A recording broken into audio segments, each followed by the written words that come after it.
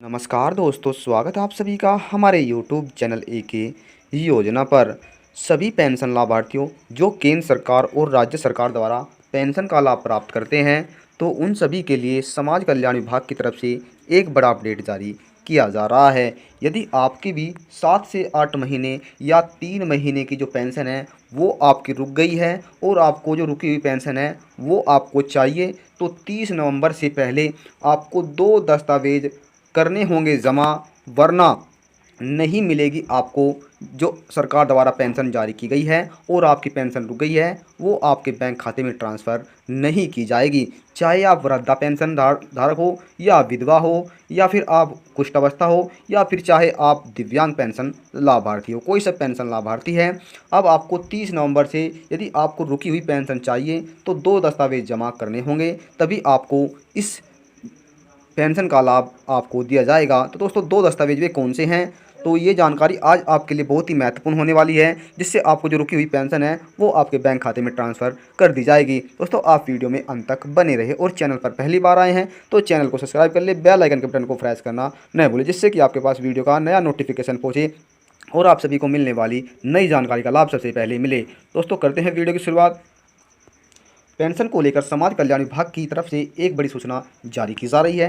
वे सभी पेंशन लाभार्थी ध्यान से सुने जिन्हें अभी तक जून, जुलाई, अगस्त, सितंबर, अक्टूबर जो सरकार द्वारा पेंशन दी जा रही थी उसका लाभ यदि आपको अभी तक प्राप्त नहीं हुआ है, तो ऐसे में भी पेंशन लाभार्थियों के सामने बहुत बड़ी कठिनाइयों का सामना करना पड़ रहा है। हालांकि सरकार द्वारा दीपावली पर पेंशन का लाभ दिया गया था, लेकिन बहुत से पेंशन लाभार्थी इस लाभ से वंचित रह गए थे।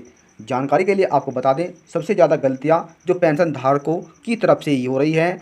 जो सरकार की तरफ से दोस्तों कहा जा रहा था कि सभी पेंशन लाभार्थी समय रहते अपने दस्तावेज जमा कर दो, लेकिन वे अपने दस्तावेज जमा नहीं कर पाते हैं। तो दोस्तों, कुछ पेंशन जो बनी है दोस्तों, जो पेंशन लाभार्थी के सामने समस्याएं बनकर उत्पन्न हो रही है, वे अपना कार्य समय पर नहीं करते हैं और उनके साथ दूसरों का भी जो काम है वो बिगाड़ देते हैं। क्योंकि आपको बता दें, यदि आप किसी भी राज्य से हैं, जैसे आप दोस्तों उत्तर प्रदेश से हैं, तो सरकार द्वारा जैसे उत्तर प्रदेश में जिलेवार जो पेंशन है वो ट्रांसफ़र की जा रही है। यदि जिस जिले का जो कार्य है वो पूरा कर लिया जाता है, तभी उस जिले में सरकार द्वारा पेंशन का लाभ दिया जाता है। वहीं अगर बात करें दोस्तों उत्तराखंड की, तो उत्तराखंड में भी यही किया जा रहा है। जिस जिले का जो कार्य है वो पूर्णतः पूरा हो चुका है, उन्हीं जिलों में सबसे पहले पेंशन का ट्रांसफ़र पैसा किया जा रहा है। यदि आप हरियाणा से है तो हरियाणा में भी इस तरह किया जा रहा है। आपको बता दें, उत्तर प्रदेश में 2500 रुपये पेंशन, सॉरी दोस्तों 3000 रुपये पेंशन दी जा रही है जिनकी पेंशन रुक गई है, और जिनकी 6 महीने से पेंशन रुकी हुई है उन्हें अब 6000 रुपये की जो पेंशन है वो दी जा रही है।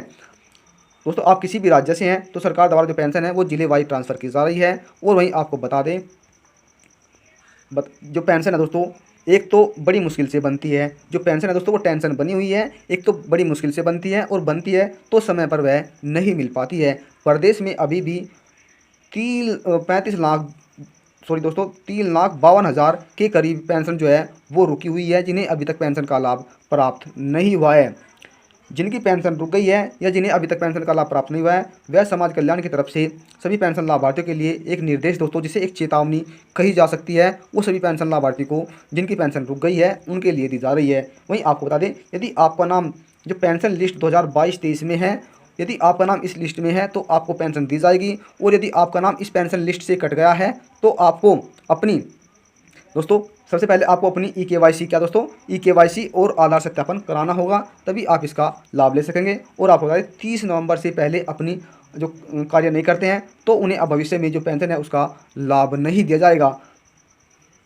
और वहीं आपको बता दें, यदि आपने अपनी ई-केवाईसी या बैंक खाते में आधार सत्यापन कर लिया है और उसके बाद भी आपको पेंशन नहीं मिल रही है, तो ऐसे में वे पेंशन लाभार्थी क्या करें?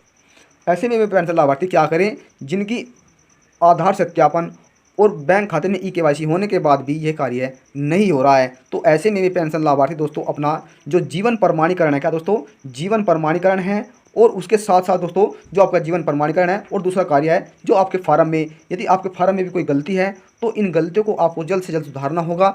और वहीं आपको बता दें कि जिन पेंशन लाभार्थी को ई-केवाईसी और आधार सत्यापन कराने के बाद ही पेंशन का लाभ नहीं मिल रहा है, तो ऐसे पेंशन लाभार्थी, चाहे वह वृद्धा हो, विकलांग हो या कोई सा पेंशन लाभार्थी है, तो उन्हें एक बार अपना फार्म चेक कराना होगा। ये देखना होगा कि हमारा जो फार्म है उसमें यदि कोई मिस्टेक हो रही है या कोई गलती हो रही है, क्योंकि कुछ पेंशन लाभार्थियों का ऐसा भी कार्य हो रहा है कि उनके खाते में तो दोस्तों जो पैसा है वो ट्रांसफ़र किया जा चुका है, लेकिन पेंशन धारकों ने अपने बैंक खाते में आधार सत्यापन नहीं करा है, आधार प्रमाण नहीं कराया है, जिस कारण ये घटना घटित हो रही है। और आपको दोस्तों अपना जो आधार से जीवन प्रमाणीकरण है दोस्तों वो आपको अपने बैंक में जमा करना होगा। और अब सरकार की तरफ से इसके लिए नियम कायदे कानून बनाए गए हैं। अब आप घर बैठे अपने फ़ोन से दोस्तों वीडियो कॉलिंग के ज़रिए भी आप अपना जीवन प्रमाणीकरण दोस्तों बैंक में जमा कर सकते हैं। उसको वहाँ पर दोस्तों आपको जो आपको ओटीपी और आपके नंबर पर जो भी एसएमएस आता है वो आपको वहाँ पर बताना होगा, तभी आपकी जो पेंशन है वो सरकार द्वारा चालू की जाएगी। तो आशा करते हैं कि आपको इस वीडियो में संपूर्ण जानकारी प्राप्त होगी। यदि जानकारी से लेकर आपके मन में कोई सवाल है, कोई सुझाव है, तो आप हमें कमेंट कर जरूर बताइए, आपको सभी सवाल का जवाब दिया जाएगा। और जानकारी आपको थोड़ी अच्छी लगे तो चैनल को सब्सक्राइब कर ले, बेल आइकन बटन को प्रेस करना ना भूलिए, जिससे कि आपके पास वीडियो का नया नोटिफिकेशन पहुंचे और आप सभी को मिलने वाली नई जानकारी का लाभ सबसे पहले मिले। दोस्तों मिलता है फिर मैं जानकारी के साथ, तब तक के लिए नमस्कार।